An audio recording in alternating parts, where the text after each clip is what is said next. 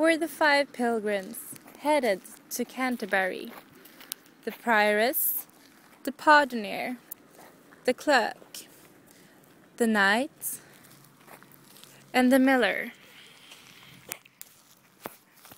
The prioress tale. I'm Matilda, as the prioress.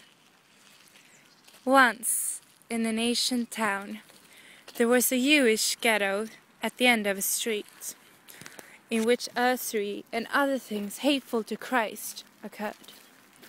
The Christian minority in the town opened a school for their children in the city at the other end of the street.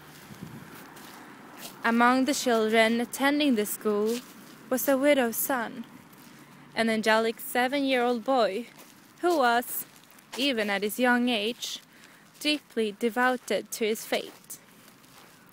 At school, he learned songs in Latin, and he could sing his Ave Maria and Alma Redemptoris, a song giving praise to the Virgin Mary, and paid due reverence to Christ. As he was walking home from school one day, singing his Alma Redemptoris, he provoked the anger of the youth of the city, whose hearts were wasps' nests made by Satan. The youth hired a murderer to slit the boy's throat and to throw the body into a latrine.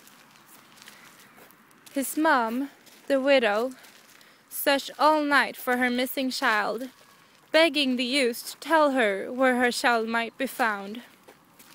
But they refused to help her or give her any information. Jesus, however, gave her the idea to sing in the place where her son had been cast into the pit.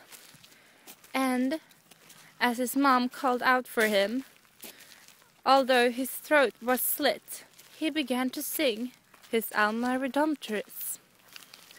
The other Christians of the city ran to the pit, amazed at what has happened, and sent for the provost. The provost praised Christ and his mother Mary, and had the youth tied up. The child was taken up and carried in a great and honorable procession to the nearest abbey, his corpse singing all the way. The local provost cursed the youth and ordered their death by hanging. Before the child was buried, holy water was sprinkled onto him, and he began to speak. The abbot of the abbey questioned him as to how he could sing, and the child answered that the Virgin Mary had placed a grain on his tongue that allowed him to speak. The abbot took the grain from his tongue, allowing him to die, and finally pass on to heaven. The child was buried in a marble tomb as a martyr, and the tale ends with a lamnet for the young child, but also for Hugh of Lincoln, a real child martyr, allegedly slain by youths in Caucasus Day. Hello, my name is Anna, and I'm going to tell the clerk's tale. Once upon a time there was a marquis named Walter living in Italy. Walter was handsome, strong and honorable, but he refused in being married. He was only seeking ways of satisfying his present pleasures. Worries that Walter was never to become married were spread amongst the people. One day a group of courtiers pleaded to Walter to take a wife in order to ensure his line of succession. After much convincing, Walter decided to take a wife in 2 conditions. Firstly, he was to choose his own wife, and secondly, whoever he chose had to be treated with respect, no matter of her birth or her origin. Walter could not be happy unless his wife was not completely submissive. After much pleading, searching, a woman of those qualities was found. This woman's name was Griselda. Griselda belonged to a poor family, but was very beautiful and chaste. Walter asked her of her approval and swore to her that he would marry her if she promised to always obey him, even though it cost her pain. Soon after the marriage, Griselda gave birth to a daughter. While the girl still was a suckling, Walter decided to test his wife. The child was taken away and was brought elsewhere. As agreed, Griselda did not question her husband's wishes and did not lose any of her love to him. More years passed, and Griselda gave birth to a son. When the boy was 2 years old, Walter once again decided to test his wife. Even this time he took her child away, and Griselda complied without any complaint. When the daughter was 12 years old and their son was 10, the king decided to give Griselda one final test. He told her that he was going to marry another woman of higher birth. The news broke Griselda's heart. However, she showed nothing but great humility and said she was going to obey by Walter's decision and return to her father's house. Before returning, she was asked to prepare the beautiful young girl who was the bride of Walter. This girl was in fact her daughter, who she did not recognize. Walter could now no longer stand his cruelty and confessed to Griselda that the beautiful young girl was her daughter, as well as he introduced her to their son. After this, Walter stopped testing his wife, and they lived in complete happiness the rest of their lives.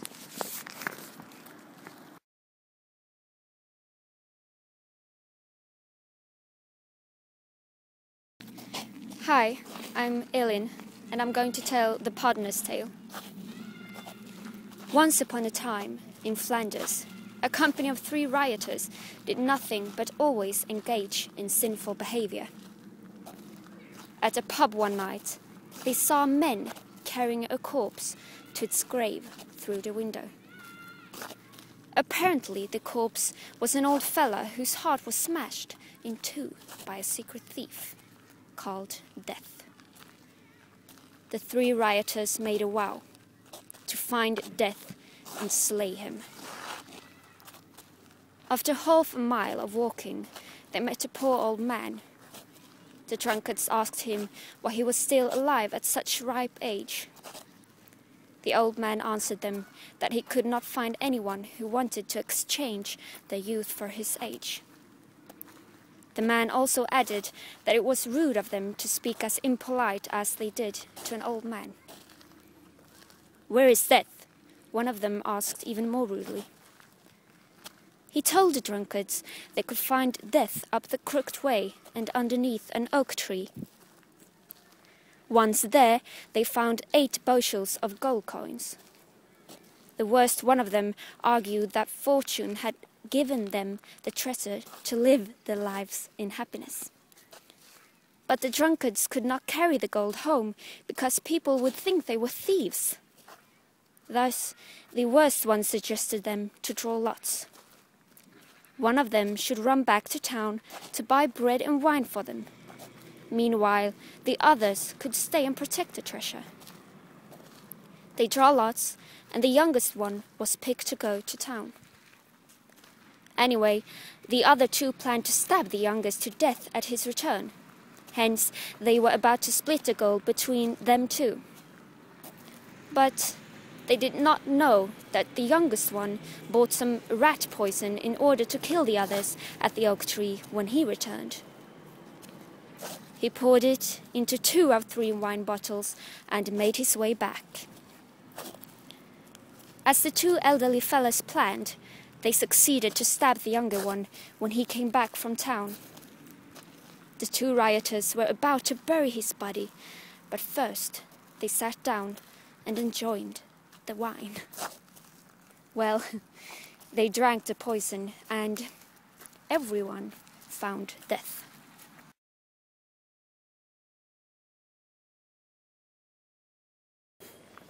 Greetings. My name is Sir Gabriel, an anointed knight, and I'm going to tell you my tale. Well, it's not my tale, really. It's more of a story about a series of events that occurred in ancient Greece. Long ago, a great conqueror and duke named Theseus ruled the city of Athens. One day, 4 women kneeled in front of Theseus' horse and wept, halting his passage into the city. The eldest woman informed him that they were grieving the loss of their husbands, who were killed in the siege of the city of Thebes. Creon, the lord of Thebes, has dishonored them by refusing to bury or cremate their bodies. Enraged at the lady's plight, Theseus marched on Thebes, which he easily conquered. After returning the bones of their husbands to the 4 women for the funeral rites, Theseus discovered 2 wounded soldiers lying on the battlefield, nearing death. Rather than kill them, though, he mercifully heals the Theban soldiers' injuries, but condemns them to a life of imprisonment in an Athenian tower. The prisoners, named Palamon and Arcite, are cousins and sworn brothers. Both live in the prison tower for several years. One spring morning, though, Palamon awakes early, looks out the window and sees a fair-haired woman named Emily, which is Theseus' sister-in-law. He falls immediately in love with the woman and moans with heartache. His cries awakens Arcite, who comes to investigate the matter. As Arcite peers out the window, he too falls in love with the beautiful flower-clad maiden. They argue over her, but eventually they realize the futility of such a struggle, as they neither can either leave the prison or have the woman. One day, a duke named Perotheus, who is a friend of both Theseus and Arcite, begs for Arcite's freedom. Theseus agrees, on the condition that Arcite never return to Athens under pain of death. Arcite returns to Thebes, miserable and jealous of Palamon, who can still see Emily every day from his tower. So, I ask you this, who is worse off, Arcite or Palamon? Sometime later, winged Mercury, the messenger of the gods, appears to Arcite in a dream and urges him to return to Athens. By this time, Arcite has grown gaunt and frail from lovesickness, but he realizes that he could enter the city disguised and not be recognized. He does so and takes a job as a page in Emily's chamber under the pseudonym Philostrate. This puts him close to Emily, but not close enough. Wandering the woods one day, he fashions garlands of leaves and laments the conflict in his heart. He desires to return to Thebes, but he also desires to be near his beloved. As it happens, Palamon, his cousin, has escaped from the 7 years of imprisonment that very day, and he hears Arcite's song and monologue while sneaking through the woods. They confront each other, each claiming the right to Emily, and Arcite challenges his old friend to a duel the next day. They meet in a field and bludgeon each other ruthlessly. Theseus, who is out on a hunt, finds these 2 warriors brutally hacking away at each other. Palamon reveals their identities and their love for Emily, and implores the Duke to justly decide their fate, suggesting that they both deserve to die. Theseus is about to respond by killing them, but strangely enough, the women of their court, especially his queen and Emily, intervene, pleading for Palamon and Arcite's lives. The Duke and Lord consents and decides instead to hold a tournament 50 weeks from that day. The 2 men, Palamon and Arcite, will be pitted against one another, each with 100 of the finest men they can gather. The winner will then be awarded Emily's hand. Theseus prepares for the tournament by constructing an enormous stadium. By its gate, he erects 3 temples to the gods, one for Venus, the goddess of love, one for Mars, the god of war, and one for Diana, the goddess of chastity. And the Sunday before the tournament, Palamon visits the temple of Venus and supplicates her in the night. He tells her of his desire for Emily and requests that she bring him victory in the name of love. the statue of Venus makes an enigmatic sign which Palamon interprets as a positive answer, and he departs confident. That same night, Emily also goes to a temple, this time the temple of Diana, and she desires to remain a virgin or a maiden, and she wishes that Diana prevents the impending marriage. But Diana appears and informs her that she must marry one of the Thebans. Arcite also walks to one of the temples, this time the temple of Mars, and begs the god of war for victory in the battle. He too receives a positive sign, and he goes to bed with a good heart of tomorrow's battle. After much feasting, the spectators assemble in the stadium, and the magnificent armies enter, appearing evenly matched. After Theseus has sternly delivered the rules, the bloody battle of flashing swords and maces begin. Though Palamon fights valiantly, Arcite sees his chance and brings Palamon to the stake as he claims his throat with a sword. Palamon then gives up, and Emily rejoices as Theseus proclaims Arcite victorious.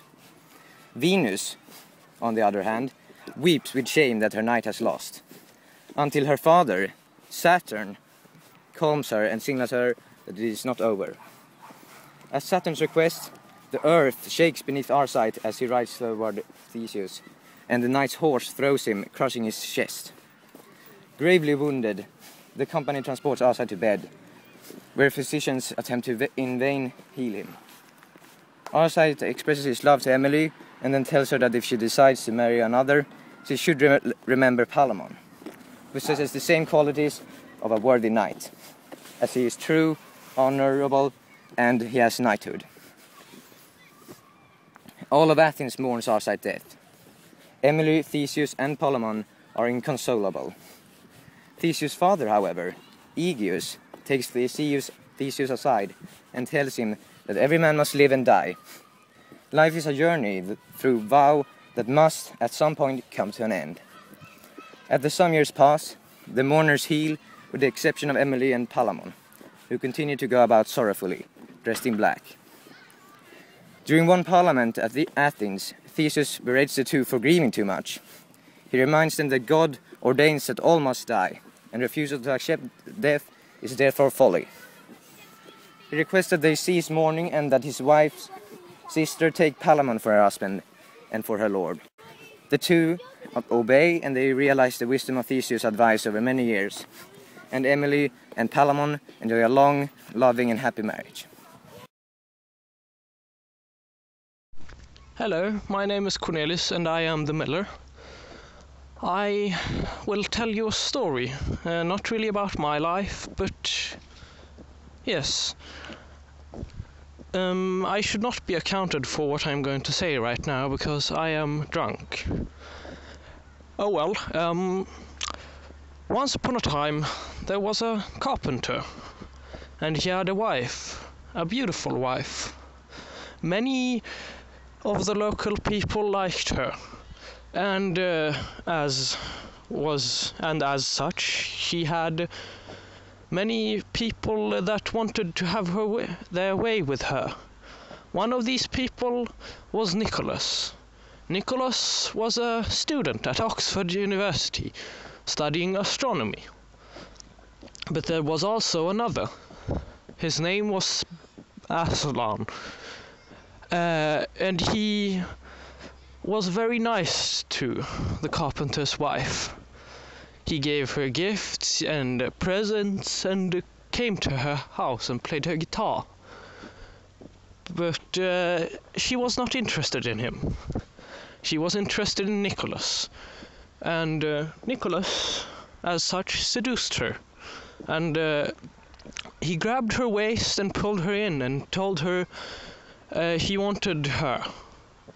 And she said no at the time, but later agreed to have sex with him, but only under the only if the circumstances were such as her husband would not know of this. And as they went on, in life and other things, Nicholas made a plan, an evil scheme, if you might. He had a plan, and this plan was really to fool the carpenter, whose name was John, and as such, he set his plan in motion. He pretended to be sick and sent for John. John came and was convinced Nicholas was sick. Nicholas then went on to tell him about how he had seen the future and that there would be a flood. Jonathan was convinced by this and believed him, so he asked, "What should I do?" So Nicholas told him to put 3 tubs on the roof and put provisions in each and every one of the tubs. And as such, Jonathan did. However, when his wife and Nicholas went into these tubs, Nicholas and his wife only waited until he was asleep. Once he was asleep, they waited and a bit longer until they could hear him snore. When they heard him snore, they went down into the bedroom and had sex in the carpenter's bed. Basilon came along and wanted to seduce the carpenter's wife. When he came, the carpenter's wife, instead of giving him a kiss through the window, she let him kiss her ass. He was not very happy about this, but oh well, what should he do? He went and got a hot rod, and he went back to the house and went back to the window and asked for another kiss. This time it was Nicholas that was awake, and he put his ass out the window and briefly farted in Absalon's face. Absalon, who knew this would happen, took the hot rod and put it onto Nicholas' buttocks. He then screamed for water, and John woke up thinking the flood was coming as he was screaming, "Water, water!" And as such, he cut off his tub so that he would float in the water. But as there was no water, he fell down with the tub onto the ground. He broke his arm, and all the other people laughed at him, thinking he was a madman.